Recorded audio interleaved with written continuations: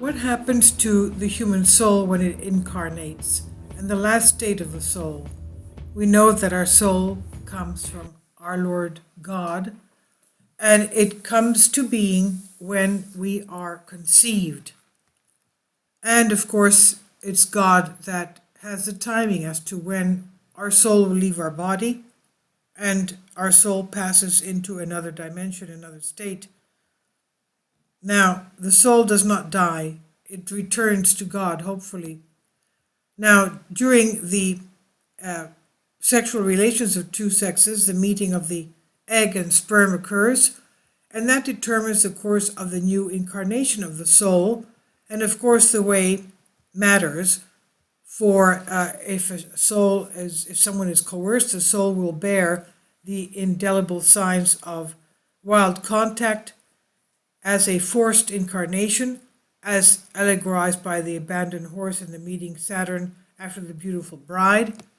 So the psychic contact of couples in love is very important, that in the decision of the soul to descend faces the problem of the unified field of gravity in space-time to receive the appropriate energy, because the carnal soul in the pre-incarnation state exists in the consolidated field.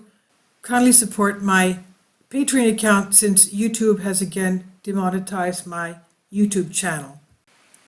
The daily posts are 5 videos daily, and they are totally different from what I have on my YouTube channel.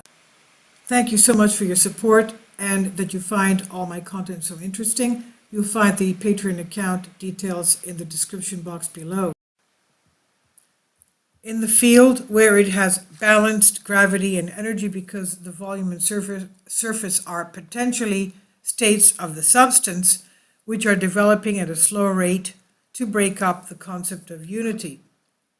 So the new incarnate uses a space, the abdomen, and as time, the compulsory period of 9 months of pregnancy, as energy. The parent, ether, because they give birth and in essence unify the being of the beings. The uterus, the is divided into inversion of the syllables in E, which means indeed you exist, in the Greek word E meaning to be, that you exist, that is, you are the thing that exists, where you do not have sex yet at the conception, but it develops soon after that, since, as I have explained to you in the earlier post, the soul has no sex, does not recognize male and female, except when it appears in earth after the first cry and after the long time has passed, because of the diversity of the genital area. Now, inside the abdomen, the gravitational field is unified as the soul upon the arrival enters and remains suspended in the ocean of the uterus, and the space, abdomen, and time, the pregnancy, expand energy and remain integrated, weightless, protecting the point of the surface, and then the volume, where the body and the carrier of the soul occupies within the primordial waters of the uterus, where the last stop of the soul before the separation of the divine quality.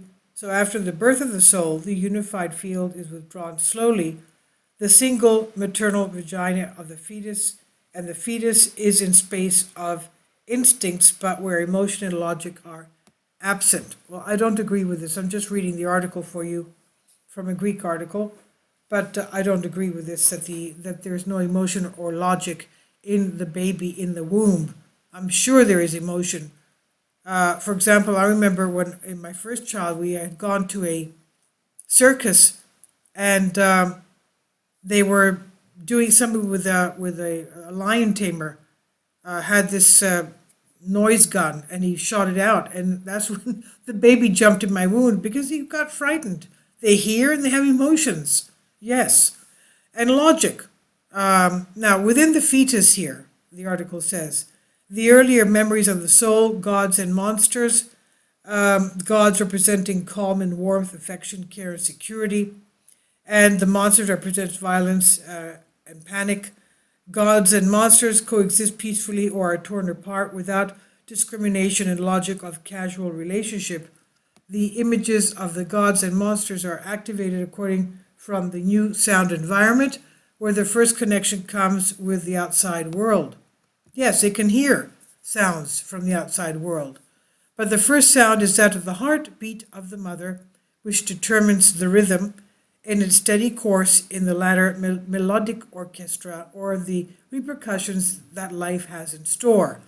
The invasion of sounds affects the gods and monsters who occupy the soul of the pregnant organism through the respective pulsations. Thus, from conception up to the first 3 years approximately, the fetus and infant and toddler are beings existing in the natural world, first inside the uterus and later outside. The uterus here they call matrix uterus. So, with the corresponding relations of the parents and the environment that will develop, they will color accordingly the future mood of the soul with warm colors, live, beautiful, and pure, or vice versa, dark, sad, and abominable. In the hospitable maternal vagina, the fetus is safe, connected psychosomatically to its mother. Without consciousness, the soul sails autocar, in other words, autopilot, in the unified field of the uterus, and when his exit to the earthly world takes place, the infant is only mentally connected with his mother, and of course, he hardly realizes his physical separation from her. That is why he wants her constantly next to her, and if indeed the mother moves away when he weeps desperately because of the lack of the matter breaking down the unified space-time and energy field, which has an absolute need, which the baby has an absolute need of, not only for its normal development, but mainly for its psychological state, where the little baby, the little being, instinctively perceives the atmosphere which is he's breathing by his mother, and through it absorbs the emitted energy of the vibrations in melodic and calm notes, the frequencies of her voice. And that is why the infant prefers to sing it, while if he hears wild and scary voices or noises, he is frightened and contracts.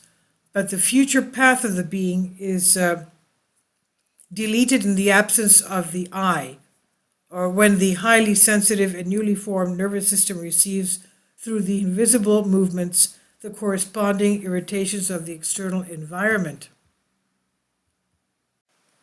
So when the soul incarnates, we have respectively 4 successive divisions. A, the first disintegration occurs with the birth of the baby when the bodily umbilical cord is cut, but the psychic is never cut, because this first separation of the soul is exercised by the gravitational field of Gaia, the earth, because of the fall divides the beings into I and you, where each child then tries to separate his self, as he accepts sometimes interest and sometimes indifference, sometimes mockery, sometimes malice of the you, which he has to face.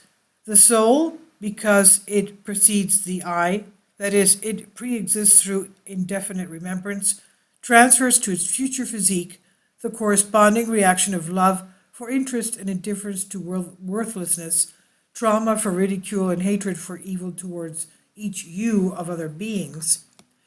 B, the second disintegration occurs with the exit of the infant, baby from the womb, and latter as an infant, the embodied soul feels the gradual disintegration that is exerted from the gravitational field, and as a child grows to the surface and begins to weigh with material volume of his body, left free to crawl and then walk in space without more support and help, the divided point of the fall of the unified field is lost, where both safety and warmth is lost.